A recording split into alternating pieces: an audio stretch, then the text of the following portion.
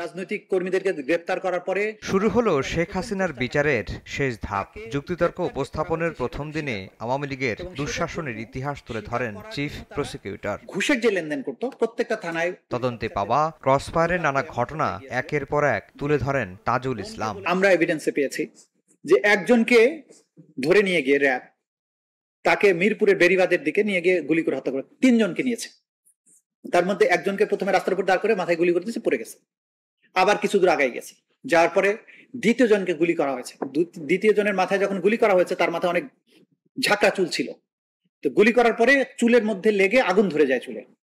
তখন সংশ্লিষ্ট যে পারপিট্রেটর সে হো হো করে হাসে, আরে দেখছিস গুলি করলাম হারামজাদার চুলের মধ্যে আগুন ধরে গেল। এরপরে তাকে ফেলে রেখে আবার তৃতীয় আরেকজনকে গুলি করা হয়। এগুলো তারা পাখির মতো মারতো, এগুলো তাদের কাছে কোনো বিষয় মনে হতো না, হো করে হাসতো গুলি করার পরে। এবং আমরা এমন পারপিট্রেটরদেরকে পেয়েছি, এমন এভিডেন্স পেয়েছি যে গুলি করতো মাথায়, যখন জমটুপি পরিয়ে নিত, চোখ মুখ বেঁধে নিত, এবং তাদেরকে এক ধরনের সিডেটিভ পুশ করা হতো যাতে করে প্রতিরোধ করতে না পারে। গুলি করে মারা হচ্ছে, ওই লোকটা কিন্তু অনেকটা জড় বস্তুর মতো আচরণ করতো, প্রতিরোধ করার চেষ্টা করতো না, চিৎকার করতো না, কারণ তাকে এমন কিছু করা হতো যে তারাই এই ক্ষমতারাই আর থাকতো না। তো মাথায় যখন গুলি করতো, মাথায় গুলি করলে মগজ এবং রক্ত ছিটিয়ে এসে হাতে লাগতো। প্রথম দিকে সে হাতে এক ধরনের মোজা ব্যবহার করত যাতে না লাগে। পরবর্তী সময়ে তার এটা নেশা হয়ে যায়, রক্ত এবং মগজের উত্তাপ হাতে না লাগলে তো আর ফিলিং আসতো না, তখন সে খালি হাতে এটা করত। সে যখন নদীর গুলোতে গিয়ে ক্রস ফায়ারে মানুষ মারতো, নৌকার খোলের মধ্যে নিয়ে বন্দীদেরকে নিয়ে যেত, মানে প্রথমে গাড়িতে করে নদী পর্যন্ত নিয়ে যেত, সেখান থেকে মানুষজন সরিয়ে রাতের আধারে সেগুলোকে ট্রলারে উঠানো হতো, ট্রলারের খোলের মধ্যে রাখতো, মাছ নদীতে বা মাছ সাগরে ভাটার সময় জোয়ারের সময় এগুলো হিসাব করতো, সেখানে নিয়ে যাওয়ার পরে গুলি করে একটা একটা করে মেরে ফেলে দিত। ফেলে দেওয়ার আগে আবার পেটটা কাটতো, নাড়ি ভুড়ি বের করতো, সিমেন্টের বস্তা বেঁধে দিত, ফেলে দিত। কিন্তু মাথায় যখন গুলিটা করতো, আমরা জিজ্ঞাসা করেছি যে মাথায় কেন গুলি করা হতো, তখন বলছে যে মাথায় গুলি না করলে মরতে দেরি হয়, তা আমাদের এত সময় নেই, মাথায় দিলে তাৎক্ষণিক মারা যায়। তো মাথায় গুলি করার আগে মাঝখানে একটা বালিশ রাখতো যাতে মগজ এবং রক্ত ছিটে মুখে না আসে।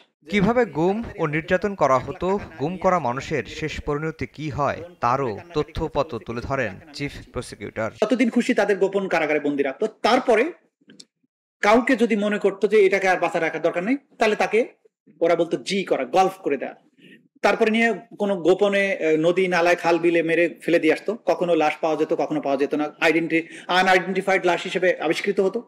রেল লাইনের উপরে হত্যা করার পরে হয়তো ইনজেকশন পুশ করে হত্যা করেছে, করে লাশটা ডিসপোজালের জন্য বিশেষ করে কমলাপুর টু টঙ্গী এই রেল লাইনটাকে বেশি ব্যবহার করা হতো।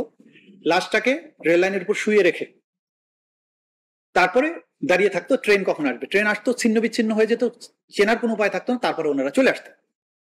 এই যে আমরা দেখেছি যে সেই সময়ের পত্রপত্রিকায় প্রচুর এরকম খবর আসতো যে রেল লাইনের ধারে ট্রেনে কাটা পড়া লাশ, একদিনে 3টা 4টা 5টা লাশ পাওয়া যেত, এগুলো কোনো ব্যাখ্যা ছিল না, প্রচুর লাশের এরকম খবর ছিল। এই কাজগুলো তারা করতো। যখন আমরা ইনভেস্টিগেশন আমাদের এজেন্সি গুলো করলো, তখন আমরা এটা পেলাম যে তাদেরকে ওখানে ফেলা হতো।